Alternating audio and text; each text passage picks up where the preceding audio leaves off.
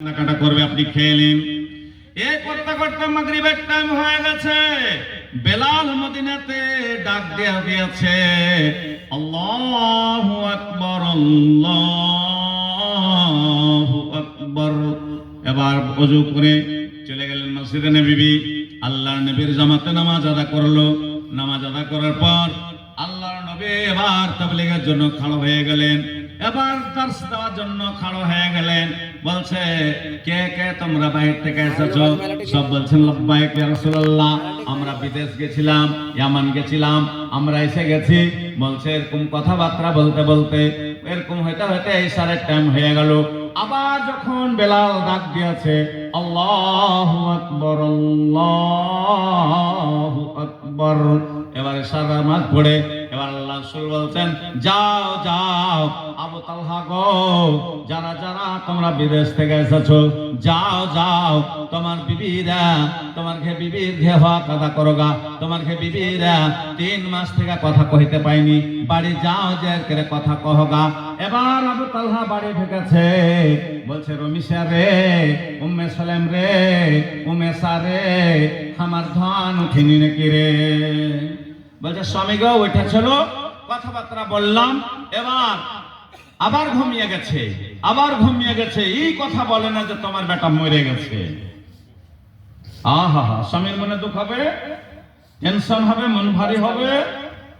এবার সকালে তুমি কথা বলিও, কোলে তুলে দিব, তুমি দিন ম্যান লিয়া কথা কইও, স্বামী গো এখন ঘুমিয়ে যাও। 3 মাসের খাস্তানা, 3 মাস থেকে তোমাকে তেল মাখাইতে পাইনি, 3 মাস থেকে পাখান লাগতে পাইনি, 3 মাস থেকে গতরে হাত দিতে পাইনি। তাই বলে এবার উম্মে সুলাইম নিজের স্বামীকে সতিয়া দিয়া গতর হাত কাঁপতে লাগলো গো। কতটা মহিলা আছে, স্বামী যদি খাস্তানা হয়ে আসে তখন একটু গতরটা লেড়ে ভেতরে দেখতে পাও না, ছেলেকে দুধ দিচ্ছি, মা রে বোন রে আমার। আল্লাহ রাসূল বলেছেন, কি বলেছেন? ইজার রাজুলু দাআ যাওজাতাহু লিহাজাতিহি ফালতাতিহি ওয়া ইন কানাত আলাতুনুর। ওরে আমার মায়েরা, বোনেরা, বেটিরা রে, তোমার স্বামীকে কতখানি আল্লাহ সম্মান দিয়েছে। তুমি রুটি পাক করতে বসেছো, ওই সময় তোমার স্বামী যদি ঘরের দিকে ডাকে চলে যাও, এবার তোমার কোনো গুনাহ নাই। তাই বলে আল্লাহ বলেছে। এবার উম্মে সুলাইম বলছে, স্বামী গো পা টিপা হয়ে গেল, গতর লাড়া হয়ে গেল। এবার 2 জান এক বালিশে মাথা থুইয়া এবার যখন আদর সোহাগ হয়ে গেল, এবার যখন মিলন জুলন হয়ে গেল, রাত 3টার সময়তে ওইটা ফরজ গোসল করে এবার তাড়াতাড়ি করে তাহাজ্জুদের নামাজ আদা করে নিল। তাহাজ্জুদের নামাজ আদা করলো। তারপরে বেলাল মদিনাতে ডাক দিয়েছে, আসসালাতু খায়রুম মিনান নাম। এবার ওযু করে আবার ফজরের নামাজের জন্য মদিনা চলে গেল। নামাজ পড়ার পর এবার উম্মে সুলাইম একনা ঝাড় দেয়নি, উম্মে সুলাইম আখার ছাই তুলিনি, উম্মে সুলাইম থালি বাসন মানজিনি। উম্মে সুলাইম দেহের মাঝে খাড়া হয়ে আছে। স্বামীকে রাজি করেছি, স্বামীর হক আদা করেছি, স্বামীর পা টিপেছি, স্বামীর সঙ্গে খেলাধুলা করেছি। তাই বলে আর আমি কথা গোপনে থব না। এবার দেহের মাঝে খাড়া হয়ে আছে, একখানা খড়ি হাতে করে লিয়া কুটকুট করে ভাঙতে আছে গো। বলছে, উম্মে সুলাইম এখানে খাড়ো, কি ব্যাপার? বলছে, স্বামী গো একটা কথা আপনাকে বলার জন্য দাঁড় হয়ে আছি। বলছে, কি কথা বলো? বলছে, স্বামী গো কেহ যদি কোনো জিনিস আমানত জমা দেয়, রাখতে দেয়, ও রাখা জিনিসটা ওকে টাইমের মতন ঘুরিয়ে দিতে হবে না। বলছে, তাই তো তার আমানতে খেয়ানত করতে হবে না, তার আমানত তাকে ফের জমা দিতে হবে। বলছে, স্বামী গো তবে তুমি রাগ করো না, গোসা করো না। তোমার হক আদা করার জন্য আল্লাহর নবীর কথা অনুযায়ী, আল্লাহর নবীর হাদিস অনুযায়ী আমি আমল করেছি। সে আমলের কারণে আমার কি গুনাহ হয়েছে? বলছে, কি কথা বলছিস রে? বলছে, স্বামী গো কাল 4টাতে তোমার ধন মারা গেছে, তোমার ধন আমার দুনিয়া ছেড়েছে। বলছে, ওরে পাগলি, ওরে আমার পাগলি, তুই কেন বলিসনি যে মারা গেছে? বলছে, স্বামী গো যেটা দুনিয়া থেকে চলে গেল সারাদিন কানলো পাবো না, গোটা গ্রামের মেয়েগুলা কোটেকে কান্দি তাও মেয়ের ঘুরবে না, সারাদিন মেন যদি কান্দি তা ঘুরবে না। স্বামী গো, আমানত দিয়েছিল আল্লাহ, তার আমানত জমা করে দিয়েছি, কাল কিয়ামতের দিন ছেলেকে পেয়ে নেব।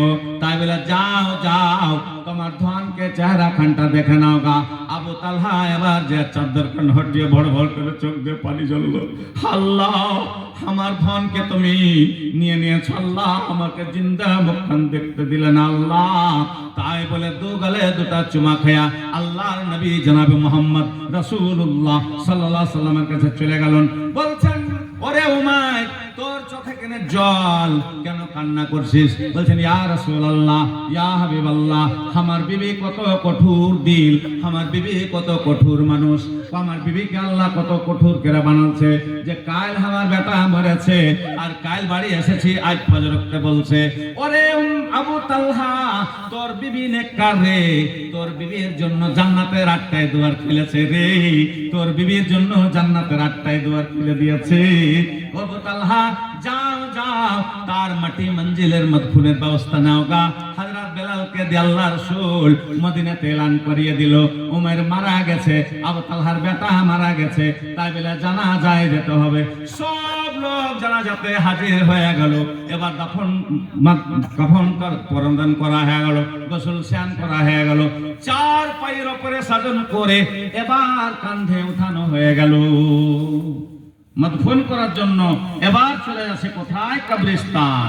आगे आगे दुल्हा चले पीछे से बारात, आगे आगे दुल्हा चले पीछे से बारात, साजन बाजन कुछ नहीं है, साजन बाजन कुछ नहीं है, कलेमा मोहम्मद साथ।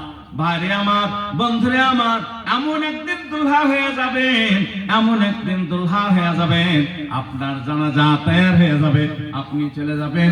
যখন উমাইরকে মাটি মঞ্জিল করা গেল, ওখান থেকে ফেরত আসার সময় আল্লাহর নবী জনাবে মুহাম্মদ রাসূলুল্লাহ সাল্লাল্লাহু আলাইহি সাল্লাম বলছেন, যায় যায় আবু তালহার বাড়ি যায়। তারা দুইজন বিবিতে অনেক কষ্ট করে একটা সন্তান হয়েছিল, তাই আল্লাহকে জমা দিয়েছে। তারাকে দুটা কথা বোঝারত দিয়ে আসি গা। আল্লাহ রাসূল জনাবে মুহাম্মদ রাসূলুল্লাহ সাল্লাল্লাহু আলাইহি সাল্লাম যখন আবু তালহার বাড়িতে ঢুকলেন, এবার বসার জায়গা ছিল না, চেয়ার ছিল না, বেঞ্চ ছিল না, তাই বলে খেজুরের চাটাইতে বসলেন।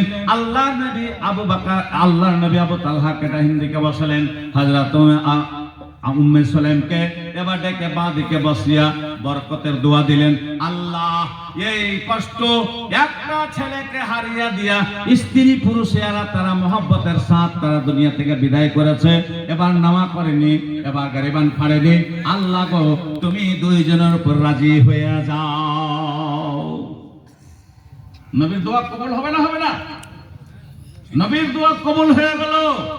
এবার উম্মে সুলাইম আবু তালহা এক বালিশে মাথা থুইয়া এক বিছানে থাইকা একটা নয়, দুটা নয়, 9টা বেটা আল্লাহ দিয়েছিল। পড়েন সুবহানাল্লাহ।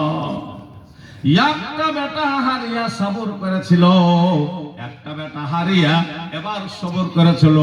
এবার আল্লাহ উম্মে সুলাইমের কক থেকে, উম্মে সুলাইমের ঝোলা থেকে, উম্মে সুলাইমের ব্যাগ থেকে, উম্মে সুলাইমের রহিম থেকে একটা নয়, দুটা নয়, 9টা বেটা দিয়েছিল। 9টায় বেটা কোরআনের কারি হয়েছিল। পড়েন একবার সুবহানাল্লাহ। জিন্দাকে মারিতে পারো, মরার পরে দিতে যান, দয়াল রহমান, দয়াল রহমান, কে পারে বুঝিতে তোমার শান, কে গো তুমি কারিগরি, কে এমন মহাজন, বাপ মা ছাড়া পিতা আদমকে তৈরি করলেন নিজ হিকমতে, পিতা ছাড়া পুত্র দিলেন মারিয়ামের গর্ভেতে, ফেরাউনকে ডুবাইলেন নীল দরিয়ার পানিতে, মুসা নবী পার হইয়া যায় লাই লস্করের সঙ্গেতে। আল্লাহ তার উপর মেহেরবান, আল্লাহ তার উপর মেহেরবান, কে পারে বুঝিতে তোমার শান। আয়ব নবীকে আযাব দিলেন সর্বঙ্গ জুড়িয়া, আয়ুব নবীকে আযাব দিলেন সর্বাঙ্গ জুড়িয়া, রাজ্য ছেড়ে গেলেন নবী আল্লাহ আল্লাহ বলিয়া। 18 বছর পরে তারে ফিরা এলেন সিংহাসন। দয়াল রহমান কে পারে বুঝিতে তোমার শান। কে জান্নাতে যাবে কে জাহান্নামে যাবে, ওর আকীদায়, ওর চাল চলনে, ওর ব্যবহারে, ওর আখলাকে, ওর উঠা বসাতে সব বোঝা যাবে গো। জান্নাতি এমনি জান্নাত পাওয়া যাবে না ভাই, সবর করতে হবে, মুসিবতের সময় সবর করতে হবে, কষ্টের সময় সবর করতে হবে, তাহলে আপনার জন্য ভালাই আছে। এবার কেমন বেটা চাহি, কেমন সন্তান চাহি, কেমন ছেলের দরকার আছে দুনিয়াতে, আল্লাহ তাবারক ওয়া তাআলা বলেছেন। স্ত্রীকে আল্লাহ বলেছেন উর্বর জমিন বলা হয়েছে কেন? যে আল্লাহ তাআলা কোরআনে বলছেন, কি বলছেন? আল্লাহ বলছেন যে বেটি ছেলেকে আল্লাহ যখন সন্তান দেবা, তখন সন্তান যাওয়ার সময় আল্লাহ তাআলা জানতে পারছে যে এই মহিলাটার চরিত্র কেমন, এই বেটা ছেলেটার চরিত্র কেমন, ব্যবহার কেমন, তাই বলে আল্লাহ তার পক্ষে সন্তান দিয়ে দেয়। এরকম করে সন্তানকে যখন আপনি শিক্ষা দিবেন, ভালো শিক্ষা দিন। এবার আপনাকে কোনো শিক্ষা খারাপ বলে নাই, তাই বলে একটা শিক্ষা আছে যে শিক্ষার নাম হলো দ্বীন। এবার কোরআনের শিক্ষা যার মধ্যে আছে, ওর মধ্যে ভাবনা চিন্তা আছে, ওর মধ্যে হালাল হারামের পার্থক্য আছে, ওর মধ্যে এবার বাপ মার পহচান আছে।